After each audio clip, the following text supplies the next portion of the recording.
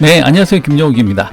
자, 뭔가 이 채널 접었나 싶을 때쯤이면 영상이 하나씩 올라오는 채널, 바로 영욱 스튜디오인데요. 자, 오늘은 여러분들에게 GPT-5에 대해서 설명을 해드리려고 합니다.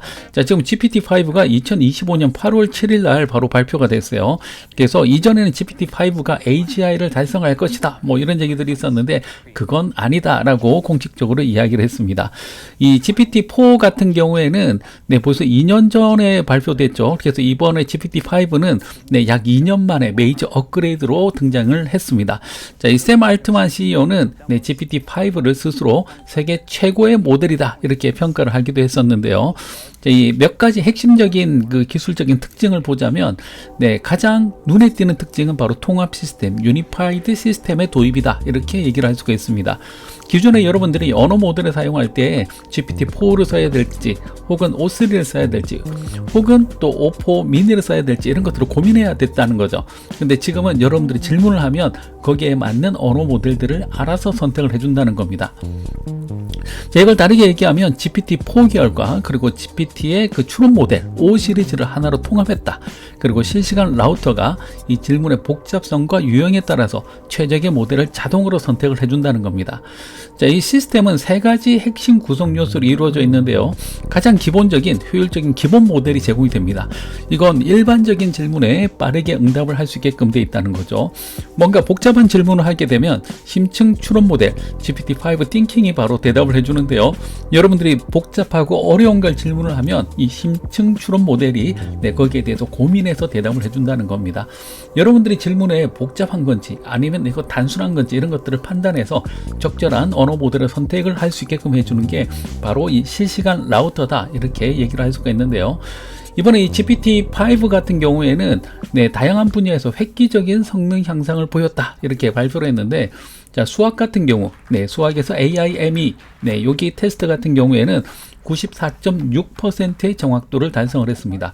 자, 코딩 능력이라고 할 수 있는 SWE 벤치 같은 경우에는 74.9%를 기록을 했다.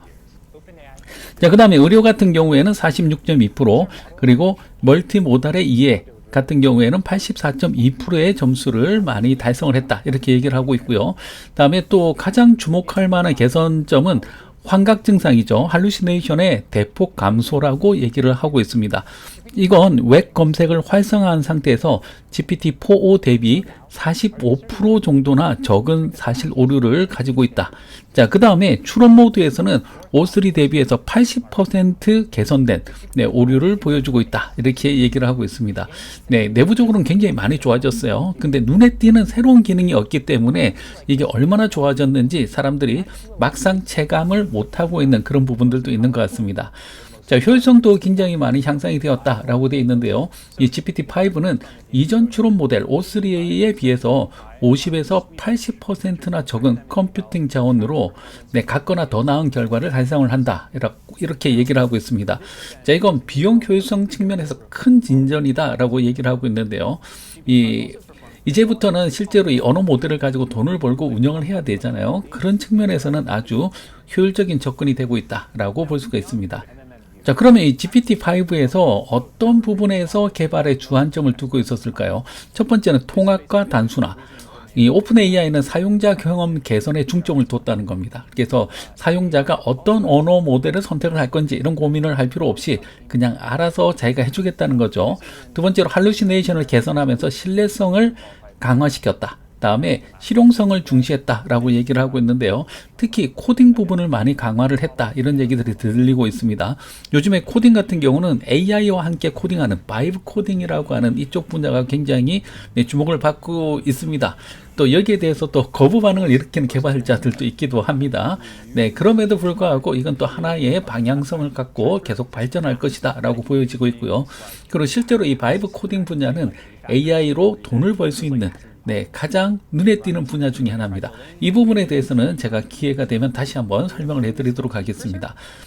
시장 반응도 크게 나눠지고 있는데요. 첫 번째로 이 긍정적인 반응 같은 경우에는 이 통합 시스템으로 인해서 사용 편의성이 대폭 향상이 됐다는 겁니다. 두 번째로 범용적인 부분에 있어서 글쓰기가 체감상으로 크게 개선되었다, 이렇게 얘기를 하기도 하고요. 그다음에 음성을 처리하는 이 보이스 모드에서 많이 좋아졌다 이런 얘기도 있습니다. 그리고 응답 속도나 논리적인 구성력이 강화되었다 이런 얘기들도 있는데요. 네, 여기에 또 반대급부로 비판적인 반응도 있습니다. 네, 많은 사람들은 또 실망감을 또 표시를 하기도 했는데요. 특히 이제 스템 분야 같은 경우 STEM, 네, 스템 분야에서는 향상이 되게 소폭이었다. 그런 얘기들도 하기도 하고요. 그다음에 또 기본적인 수학 문제에서 오답을 보이는 그런 네, 사례들도 나기도 하고 있습니다. 특히 데이터 과학자들 사이에서는 기대에 못 미친다. 네, 이런 평가가 있기도 합니다. 자, 특히 로이터 통신에서는 GPT-3에서 GPT-4로의 도약만큼 획기적인 능력 향상은 아니다라고 평가를 하기도 했습니다. 네, 그럼에도 불구하고 실무 활용도는 크게 향상되었다. 이렇게 평가를 하고 있죠. 자, 이 오픈 AI하고 가장 관련성이 높은 회사가 바로 이 마이크로소프트인데요. 이 마이크로소프트는 오픈 AI의 모델들에 대한 독점권이 있죠. 그래서 이 GPT-5를 어떻게 활용하고 있는지 한번 보도록 하겠습니다. 이 마이크로소프트 같은 경우에는 첫 번째로 자사의 클라우드인 마이크로소프트 애저에서 이미 GPT-5를 서비스로 제공을 하고 있습니다. 자, 이걸 사용하기 위해서는 애저 AI 파운드리로 접속을 해서 네, 여기에서 여러분들이 GPT-5를 바로 생성을 해서 사용을 할 수가 있는데요. 자, 일단은 완전히 오픈되어 있는 상태는 아니고요. 신청을 하면 조금씩 열어주는 방식으로 일단은 접근을 허용해주고 있습니다. 자, 그 다음에 이 마이크로소프트 365 코파일럿에서도 이미 GPT-5가 통합이 되어 있다고 합니다. 그래서 마이크로소프트 365 코파일럿 같은 경우에는 네, GPT-5로 인해서 좀 더 복잡한 질문에 대한 처리 능력이 향상이 되었고요. 두 번째로 긴 대화에서 맥락이 유지되고 그다음에 더 일괄된 답변을 제공할 수 있는 이런 긍정적인 효과가 나오고 있다라고 얘기를 할 수 있습니다. 자, 이걸 사용하기 위해서는 사용자는 코파일럿 챗에서 GPT-5를 시도할 수 있는 네, GPT-5 트라이 버튼을 통해서 새로운 기능을 체험할 수가 있습니다. 일단은 비용 같은 경우는 뭐 대략적인 금액은 나와 있는데요. 앞으로 조금 더 변동이 있을 것 같습니다. 향후 전망을 보면 이 GPT-5는 AGI로 가는 중요한 단계다라고 평가를 할 수가 있습니다.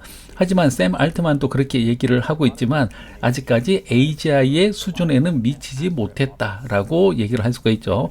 네, 하지만 이 통합 시스템 아키텍처 그리고 실용성의 향상 이런 것들은 기업과 개인 사용자 모두에게 실질적인 가치를 제공해 주는 것은 분명해 보입니다. 마이크로소프트의 전방위적인 통합과 그리고 GPT-5는 단순한 챗봇을 넘어서 실무에서 활용 가능한 AI 어시스턴트로 자리를 잡을 가능성이 아주 높아 보이는데요. 특히 애저와의 결합은 기업 환경에서 AI 도입이 좀 더 가속화되는 데 있어서 GPT-5가 굉장히 중요한 역할을 할 것으로 보입니다. 마이크로소프트 오픈 AI 말고도 또 클로우드 그리고 또 구글, 제미나이 등등 요즘에 아주 쟁쟁한 것들이 많이 나오고 있어서 재미나게 지금 보고 있습니다. 저는 개인적으로 이 그룹이 어떻게 성장해 나가느냐를 보는 것도 굉장히 재미있는 포인트 중에 하나인데요. 이런 부분들에 대해서 또 보다가 또 잊혀지기 전에 다시 새로운 컨텐츠로 찾아뵙도록 하겠습니다. 구독, 좋아요, 알림 설정까지 꼭 부탁드립니다.